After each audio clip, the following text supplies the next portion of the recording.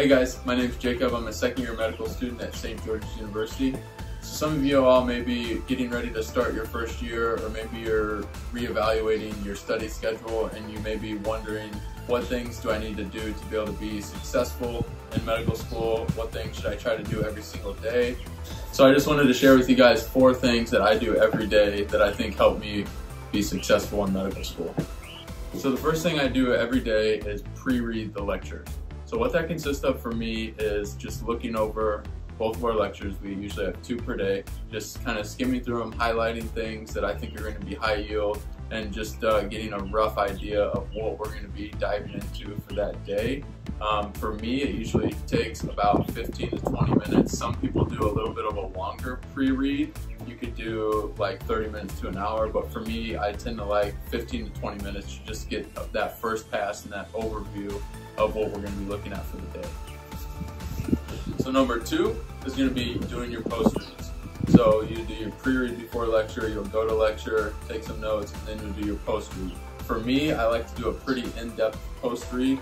So what that looks like is I go over both of the lectures and I handwrite a summary of both lectures just onto paper. And you can do that on an iPad, and then you can kind of go back and look over it later.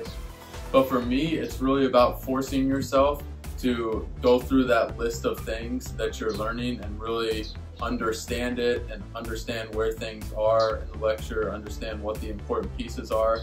And there's something about just writing that out that helps me, that makes it stick with me a little bit more. So number 3 is Anki. If you haven't heard of Anki, you definitely need to check it out. There's lots of videos on YouTube. I'm definitely not an Anki expert. There's lots of other people who know a lot more about it than I do. I definitely encourage you to check out those videos.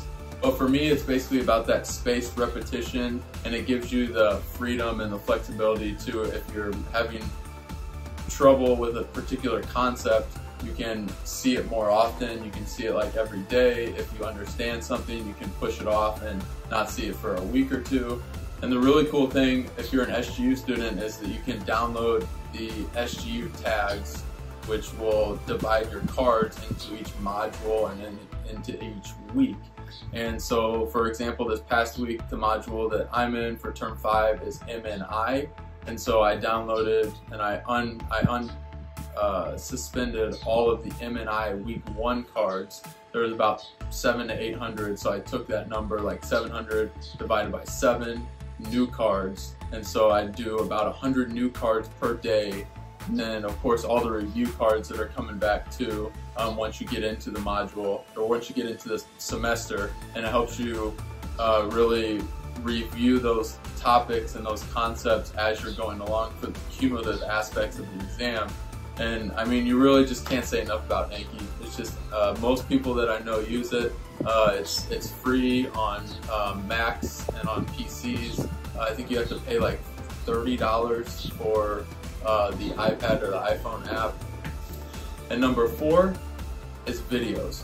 When I say videos, I'm talking about resources like Boards and Beyond, Pathoma, Pixarize, Sketchy. I would recommend those 4 probably the most for me that I've seen be very helpful. But basically what these are going to do is sometimes they'll give you mnemonics, sometimes they'll give you different ways to remember the information. But essentially what it is it's just another pass of the information. One of the big things in medical school from my point of view is getting a lot of passes over the material. And a good analogy that I've heard, a lot of people use the fire hydrant analogy. Medical school is like drinking out of a fire hydrant, which is one way to look at it, but I think a more accurate analogy is, you know, medical school is like being told that you have to eat 10 pancakes every single day.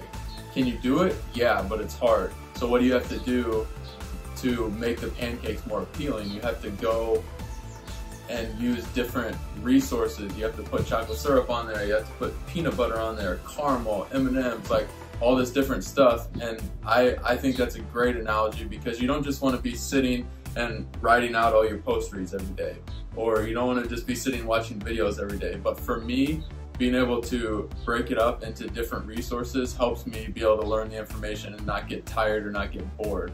And so I think watching videos is a big part of it. Sketchy and Pixarize are great because they're built-in mnemonics for high yield topics, so I definitely recommend checking those out. So those are the 4 things I do every day, and there's certainly other things that I do, like if we're coming up on a test or something like that, but those are the 4 main things.